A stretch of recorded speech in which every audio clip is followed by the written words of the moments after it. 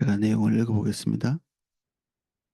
어떤 사람이 두 아내를 두었는데 하나는 사랑을 받고 하나는 미움을 받다가 그 사랑을 받는 자와 미움을 받는 자가 둘 다 아들을 낳았다 하자 그 미움을 받는 자의 아들이 장자이면 자기의 소유를 그 아들들에게 기업으로 나누는 날에 그 사랑을 받는 자의 아들을 장자로 삼아 참장자 곧 미움을 받는 자의 아들보다 앞세우지 말고 반드시 그 미움을 받는 자의 아들을 장자로 인정하여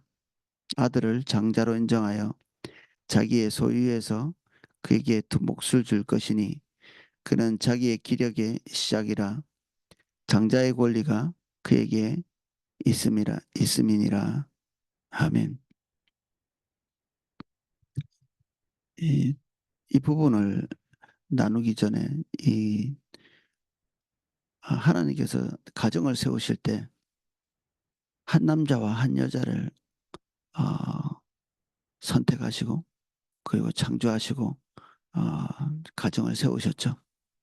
그런데 여기 신명기의 내용을 보면 마치 이렇게 두 아내가 있는 것에 대해서 이 합법화시킨 것 같은 그리고 용납하고 그리고 수용하는 것 같이 이렇게 생각이 들 만큼 이 아예 이 규정은 아내가 둘이 있을 때 어떻게 해야 된다 뭐 이렇게 얘기하는 것 같이 생각이 들어서 마치 이게 두 아내가 있는 것 일부 다처인 것이 허용이 되는 것처럼 얘기되어 있지만 사실은 옳아서 하나님께서 여기에 명령을 부어주신다 이렇게 보기 어렵죠.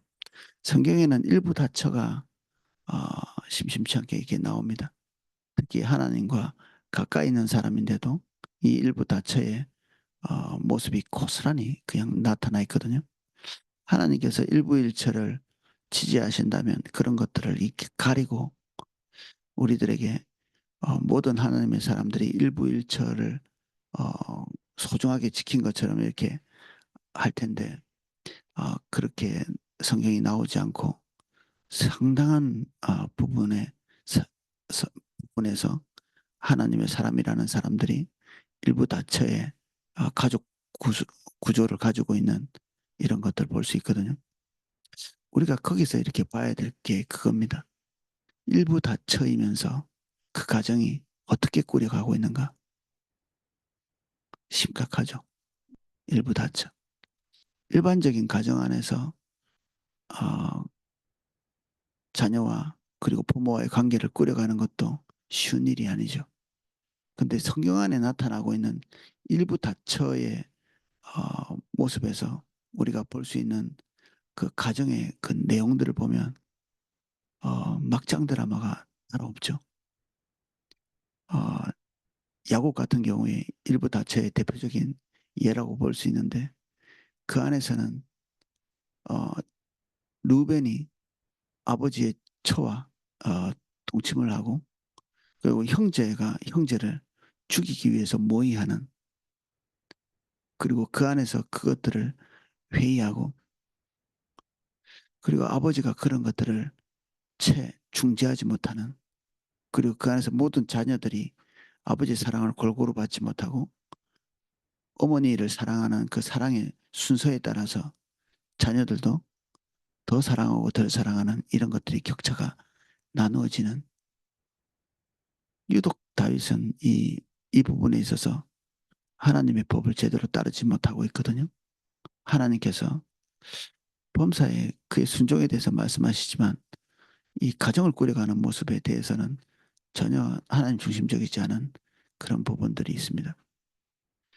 그래서 우리는 자업자득이라는 말을 많이 좀 쓰는데 다윗의 집안에 있는 모든 문제의 어떤 근원이 다윗의 불순종에 달려 있고 그리고 바세바를 범하는 사건으로 인해서 촉발된 것인데 또 한면에서는 이것이 불을 지르는 어떤 첫 출발은 될 수 있었는데 그 불이 일어난 장작들 그냥 그게 계속 불탈 수밖에 없는 어떤 요인이 되는 것이 일부 다처의 삶의 구조거든요.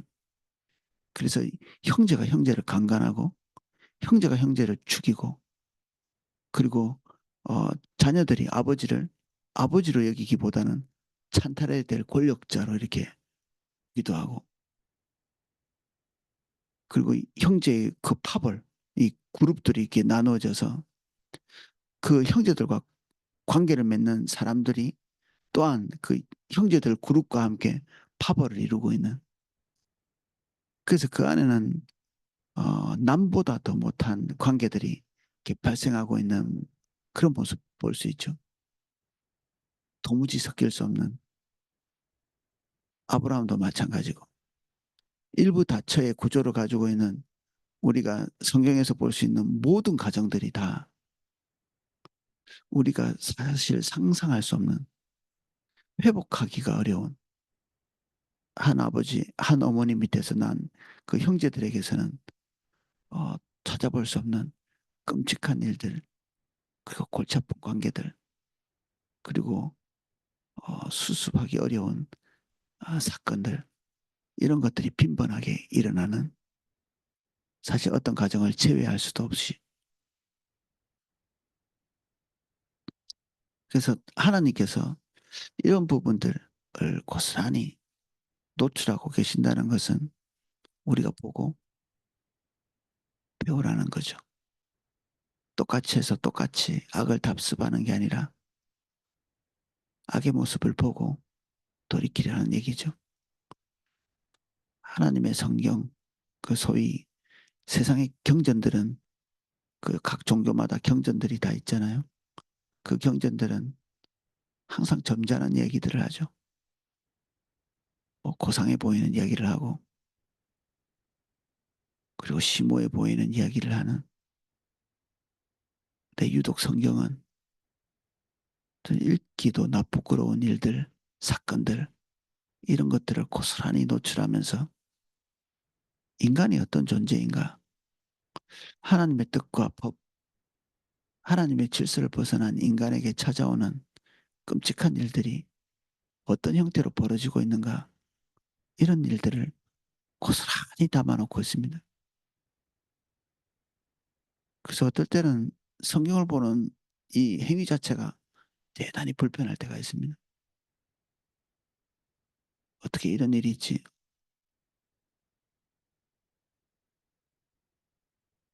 필요한 상상을 하고 싶지 않은데 성경이 그런 것들을 부추기기도 하는.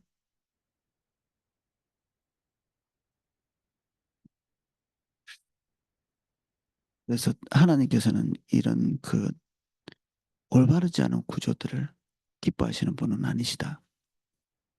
그럼에도 불구하고 이런 규정들, 이 두 아내가 있는 또는 그 이상의 아내가 있는 가정의 구조에서 일어날 수 있는 일을 지도하고 계십니다. 저는 이런 하나님이 너무 감사한 거죠. 하나님께서 올바르지 않은 것에 대해서 개입하지 아니하고 방치하신다면 하나님의 개입이 있는 그 구조가 또 얼마나 되겠습니까? 인간이 몸담고 있는 모든 종류의 구조, 공동체, 그 삶의 터전, 이것이 뭐 올바른 게 하나도 없죠.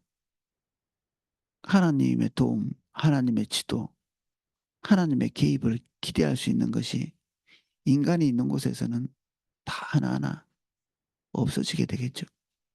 거기는 왜곡되고 뒤틀리고 잘못된 것이 산처럼 쌓여있을 테니. 근데 그 왜곡됨에도 불구하고 하나님께서는 거기에서부터 하나님의 그 은혜를 완전히 상실하지 않도록 길을 지도하고 계시는 거죠. 완전한 것에서 완전한 지도가 나오는 게 아니라 더럽고 불의함에도 불구하고 하나님의 완전한 지도가 거기에 머무는 거죠. 하나님께서 우리에게 말씀하신다고 우리가 다 깨끗한 것은 아니잖아요. 주님이 우리를 깨끗해서 쓰시는 게 아니라 쓰기로 작정하셨기 때문에 정결하게 만들어 가시죠. 우리를 다듬어 내신다. 이것은 우리의 존재론적인 정결을 만들어가기 위한 것이 아닙니다.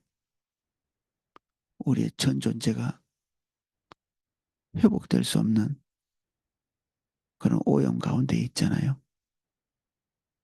예수 그리스도께서 그 대안이 되셨죠. 회복할 수 없는 우리, 그리고 정결해 줄 수 없는 우리, 이거 저거 몇 가지 개선해서 하나님의 기준에 들 수 없는 우리를 위해 우리의 모든 기준이 되어 주셨죠.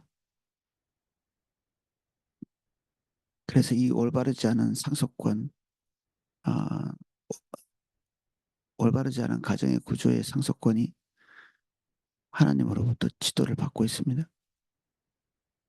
어떤 사람이 두 아내를 두었는데 하나는 사랑을 받고 하나는 미움을 받다가 그 사랑을 받는 자와 미움을 받는 자가 둘 다 아들을 낳았다 하자 그 미움을 받는 자의 아들이 장자이면 이건 레와와 라헬의 관계에서도 볼 수 있는 그런 내용이죠.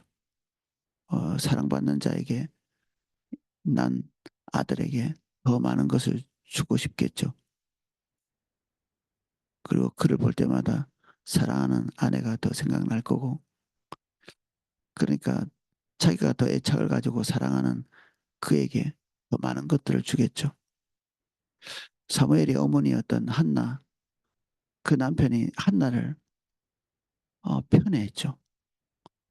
그래서 사실 싸움이 촉발된 것이고, 한나의 고통은 한나의 잘못도 사실은 그 첫 번째, 두 번째 이 부인의 잘못이라기보다는 한 부인을 유달리 사랑했던 그 남편으로부터 촉발된 그런 싸움이었죠.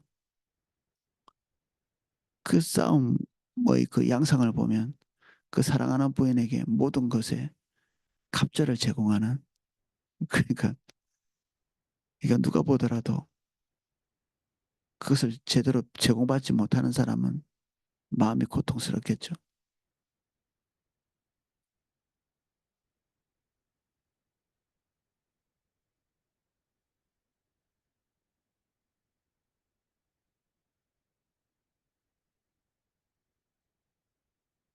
한나를 생각하니까 한나가 우리는 그 가정 안에 지도력을 가진 존재로 그렇게 여겨지고 그 가정 안에 누구도 어, 사무엘 같은 존재감이 없을 것 같은데 이 법령에 의하면 먼저 태어난 장자, 그 장자가 그 가정의 주도권을 가지고 있는, 우린 또 다른 좀 이상한 면을 볼 수도 있죠. 그 우리가 한나의 가정에서 어, 우리가 인식해야 될 것은 이런 장자의 역할이 아니라 아, 사무엘 한 사람에 대한 거죠. 한나 한 사람에 대한 것.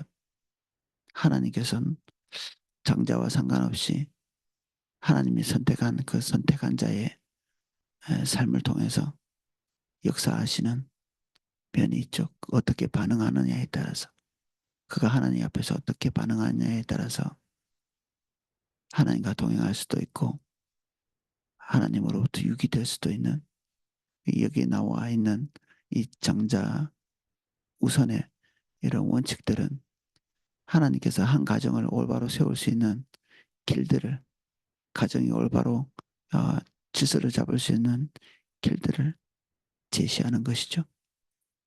장자 외의 사람들은 하나님께 쓰임 받지 못한다, 그런 얘기를 하는 것은 아닙니다.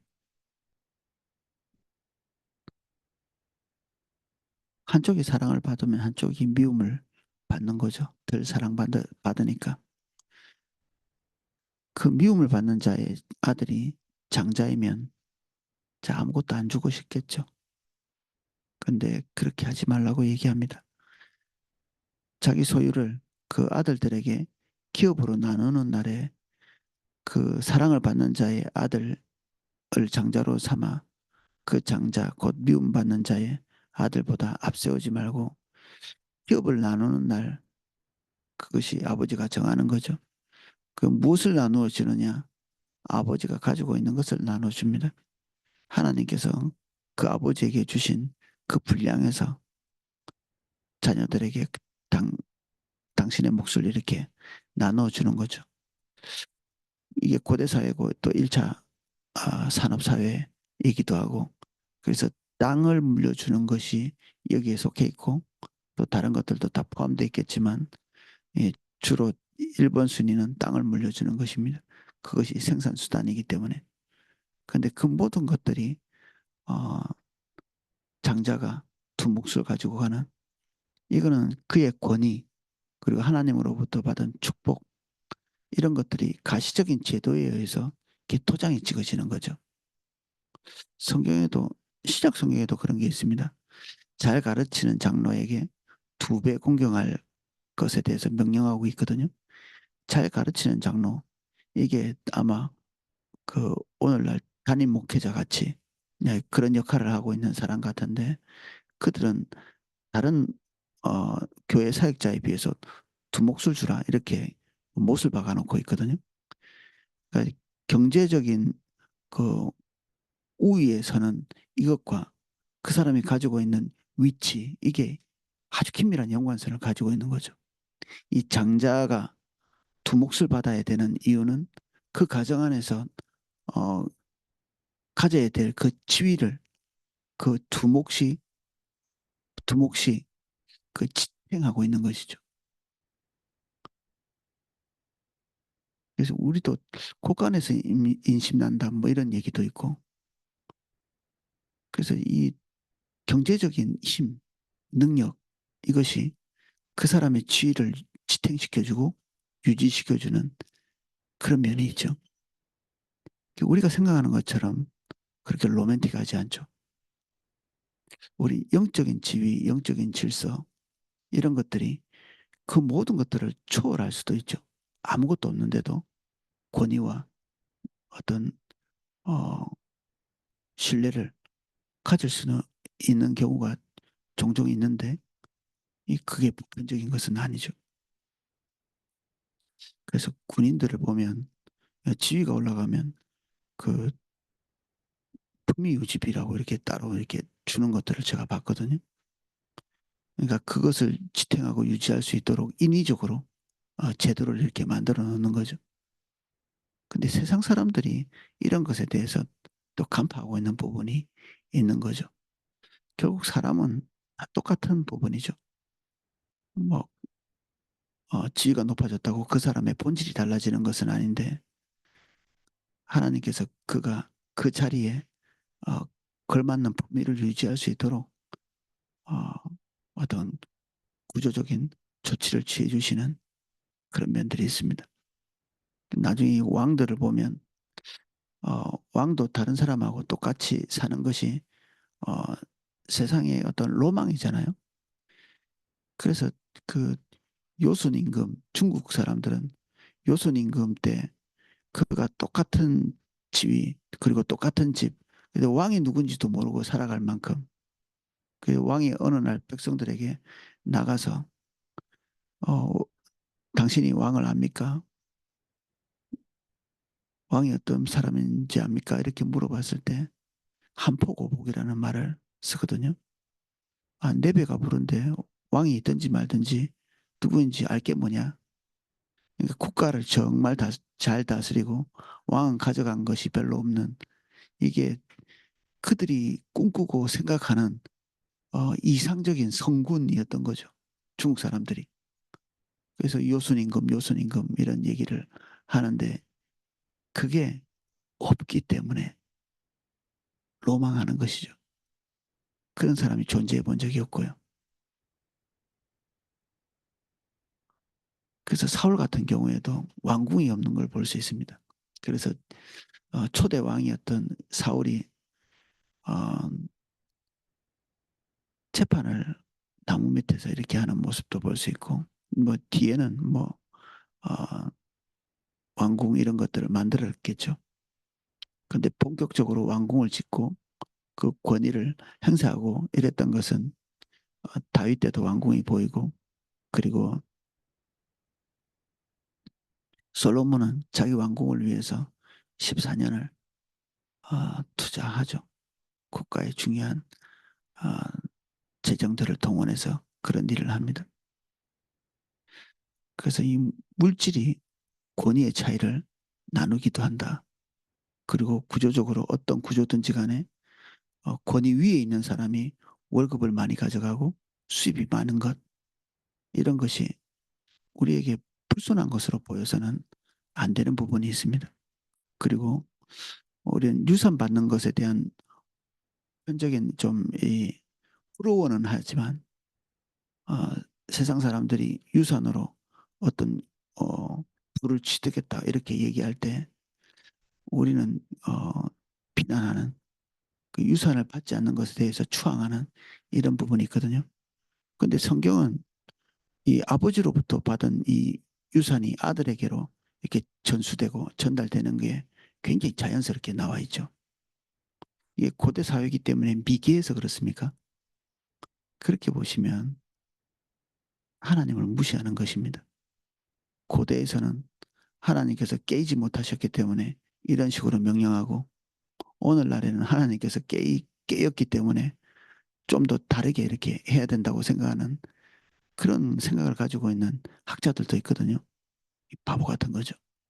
정말 올바르지 않은, 하나님은 이전이나 지금이나 영원구나. 하나님은 변치 않는 하나님이십니다. 그래서 우리가 딱 이렇게 유산을 못 받을 수도 있잖아요. 어떤 사람이 아버지가 가난해서. 그러면 그것이 악이냐? 또 그렇게도 말할 수 없는 겁니다.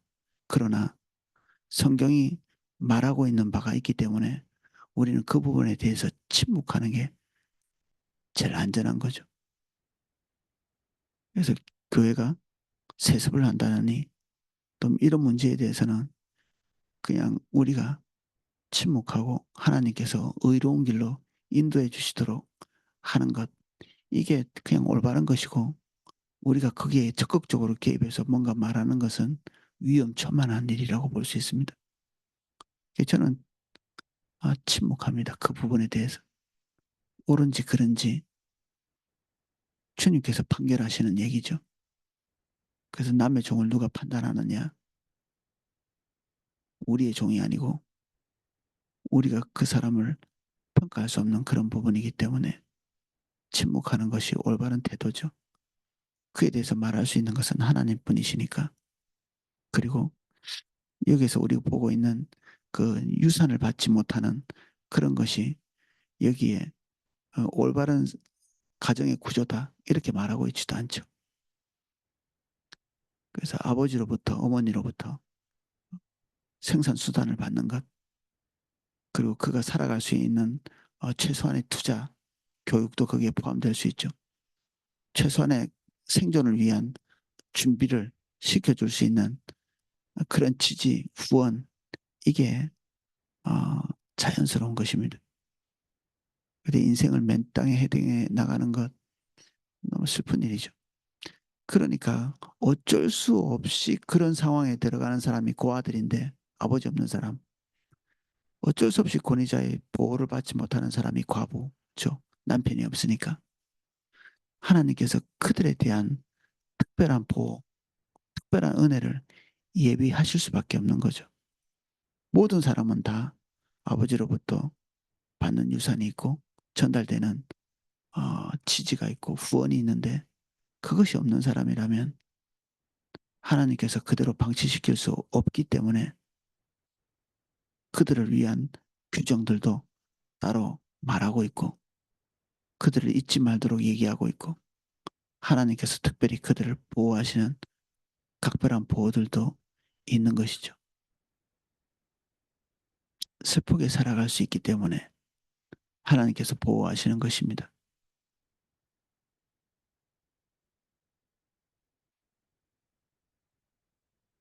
그래서 이 순서를 바꾸지 말라. 개인적인 사사로운 정 때문에 이 순서를 바꾸지 말라. 자기가 더 사랑한다고 장자의 위치에 두지도 말고, 어, 덜 사랑한다고 여기에서 박탈하지도 말고. 그래서 우리의 감정은 항상 하나님의 진리 바깥으로 행동하게 만들 때가 많습니다. 여기서 자유로운 사람이 별로 없었죠. 반드시 그 미움받는 자의 아들을 장자로 인정하여 자기의 소유에서 그에게는 두 몫을 줄 것이니 그는 자기의 기력의 시작이라 장자의 권리가 그에게 있음이니라. 그래서 장자에게 모든 권리를 넘겨주고 재산의 두 몫을 주고 그리고 장자의 축복을 받는, 보통 장자는 아버지로부터의 축복을 받는 지위이고 영적으로는, 그리고 경제적으로는 아버지 재산에 다른 사람들보다 두 몫을 받는 것. 그리고 성경에 이렇게 하라는 얘기는 없지만 이제 성경의 뉘앙스들, 루벤이 그 12명의 나머지 11명의 그 동생들을 지도하는 모습도 볼 수 있거든요. 그런 거 보면 나머지 형제들의 어떤 지도적 위치를 가지고 있기도 하고, 나중에는 그것이 박탈되죠. 올바르지 않은 선을 넘으면서 박탈되고 그 지위가 어, 유다에게로 넘어가는 걸 볼 수 있습니다.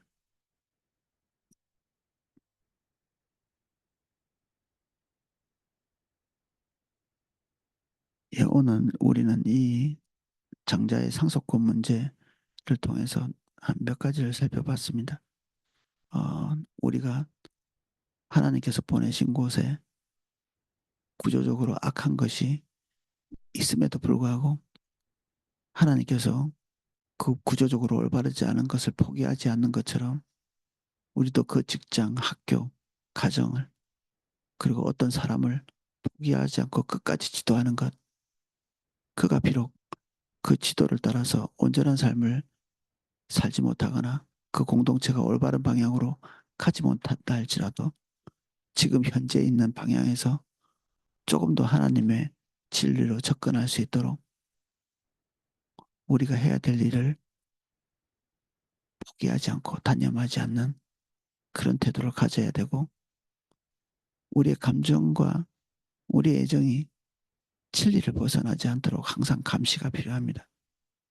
하나님께서는 이 육신적으로 태어난 이 장자에게 기대하시는 바가 있고, 그리고 가정의 구조가 그가 머리 되는 것을 지지하고 있는데 우리의 감정은 그렇지 않을 수 있죠.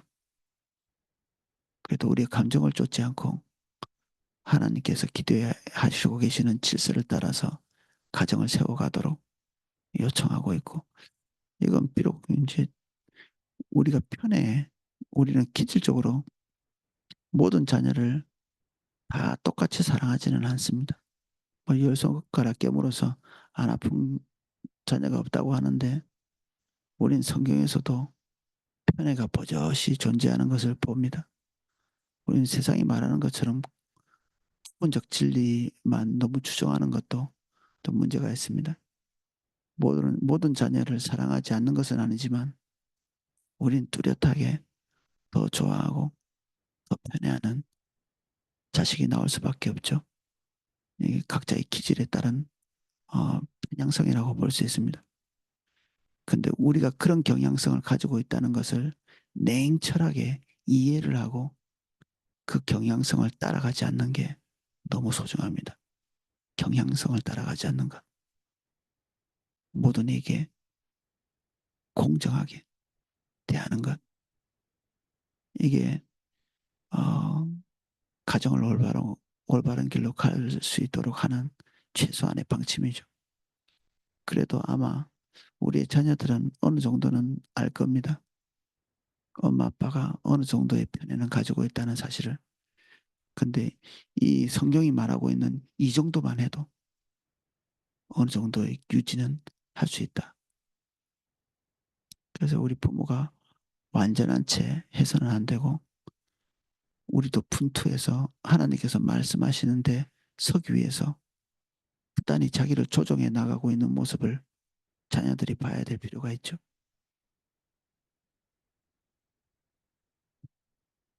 그리고 세상이 말하고 있는 의로움, 그 세상이 정의롭다고 생각하는 그런 여러 가지 도덕성이 있습니다.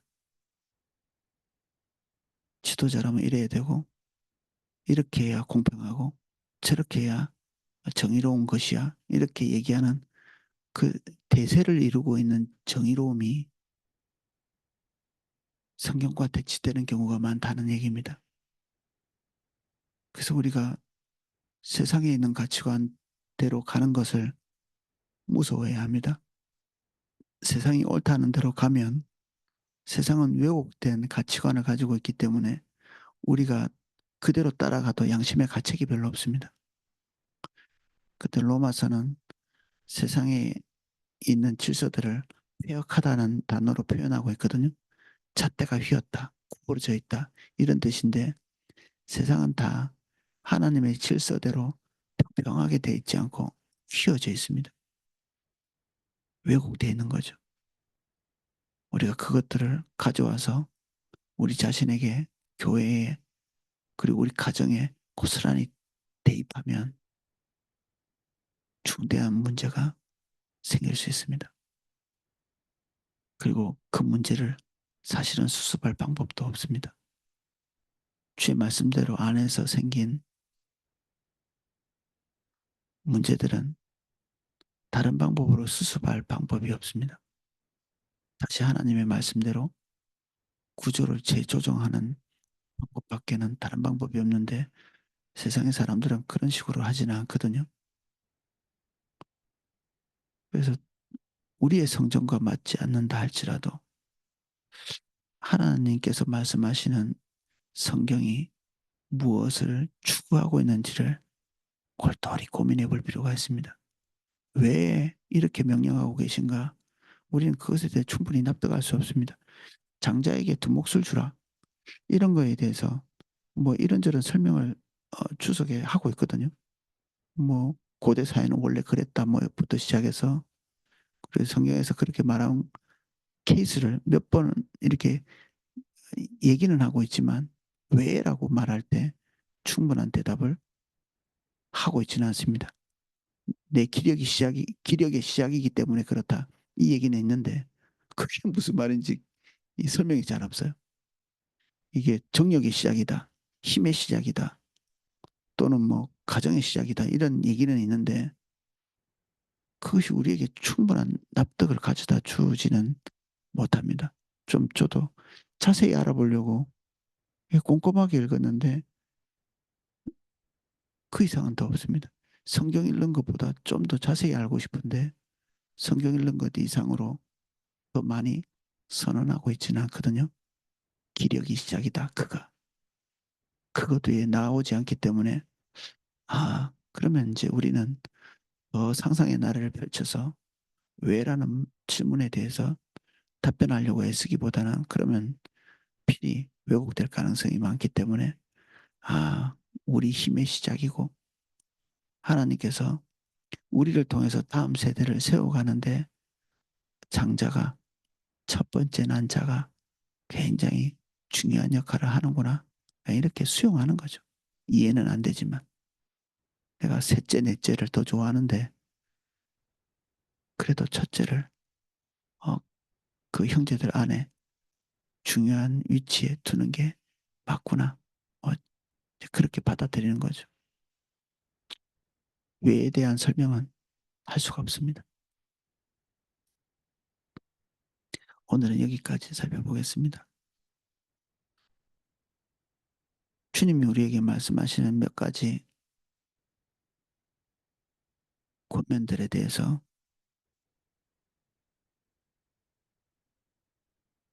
우리가 신중한 접근을 할 수 있도록 도와주십시오.